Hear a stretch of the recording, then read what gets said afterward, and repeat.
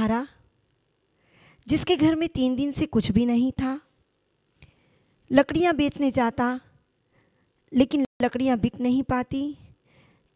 एक दिन बहुत परेशान हो गया। जब लकड़ियाँ नहीं बिकी तो सोचा सुसाइड कर लें, और जा ही रहा था सुसाइड करने, तभी एक मुनिराज के दर्शन हुए। मुनिराज ने पूछा, कहाँ जा रहे हो भाई? उसने मुनिराज को नमोस्तु किया, नमस्कार किया और पूछा, मुनिराज ने कहाँ जा रहे हो? उसने कहा, मरने जा रहा हूँ। लेकिन क्यों? क्योंकि मेरे घर में 3 दिन से कोई भी भोजन नहीं है, बच्चे भूखे मर रहे हैं और मेरी लकड़ियाँ बिकती नहीं है। मैं कहाँ से उन्हें दाना पानी दूँ, कैसे उन्हें भोजन कराऊँ?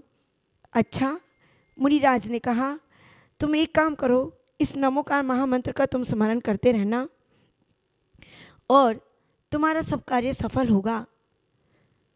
उसने सुना, नमो अरिहंतानम, नमो सिद्धानम, नमो आर्यानम, नमो वज्रायनम, नमो लोय सभे सौनम।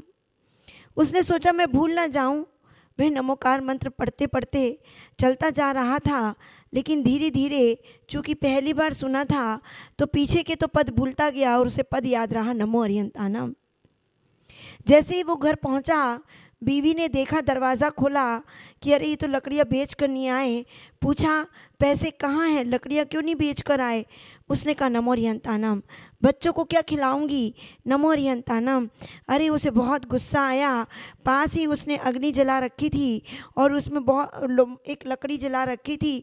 उसे इतना गुस्सा आया, वह जलती हुई लकड़ी पति के सिर पे मारी और उसने कहा, नमो अरिहंतानम। वही लकड़ी के जो चिंगारी थी वो एक मिनट में ही रत्नों में परिवर्तित हो गई और आज वह बड़ा आदमी बन गया।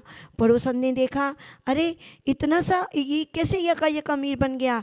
पूछा, अरे भैया इस अमीरी का राज? उसने कहा, देख तेरे को बता रही हूँ, किसी को मत बताना। मेरे पति ऐसे जंगल में गए, लकड़ियाँ काटने गए, बेच कर नहीं आए। मुझे गुस्सा आया और मैंने लकड़ी मारी और आज ये उसका फल है। इतना सरल है अमीर बनना। देखो मैं अपने पति को भेजती हूँ। जैसे ही वो जाती है और पति से कहती है, देखो तुम चले जाना, लकड़ियाँ बेच कर नहीं आना। अगर तुम लकड़ियाँ बेच के आए तो मेरे से बुरा कोई नहीं होगा। और वह उसने पहले से ही, कहते हैं लालच बुरी बला है, उसने पहले से मोटी सी लकड़ी तैयार कर रखी थी। और जैसे ही उसके पति ने दरवाज़ा खटखटाया और पत्नी ने दरवाज़ा खोला और उसकी पति के सिर पर मोटी लकड़ी मार दी और वह वहीं पर ढेर हो गया। क्योंकि कहते हैं नमोकार महामंत्र, कहती हैं पंखों में अगर उड़ान है तो आसमान तुमसे दूर नहीं, श्रद्धा में अगर जान है तो भगवान तुमसे दूर नहीं। ऐसे ही जब श्रद्धा थी नमोकार मंत्र पर तो उसके रत्नों का उस अंगारों का रतन बन गया, उसका महल खड़ा हो गया। और इसको श्रद्धा नहीं थी, देखा देखी में कभी भी धर्म नहीं होता, देखा देखी में कभी जाप नहीं होता। जो कुछ होता है हमें फल मिलता है श्रद्धा, समर्पण, आस्था, विश्वास से होता है। उसके अंतरंग में एक विश्वास था तो उसका महल खड़ा हो गया। इसमें नमोकार मंत्र पर उसका कोई श्रद्धा नहीं था तो वह वहीं पर ढेर हो गया।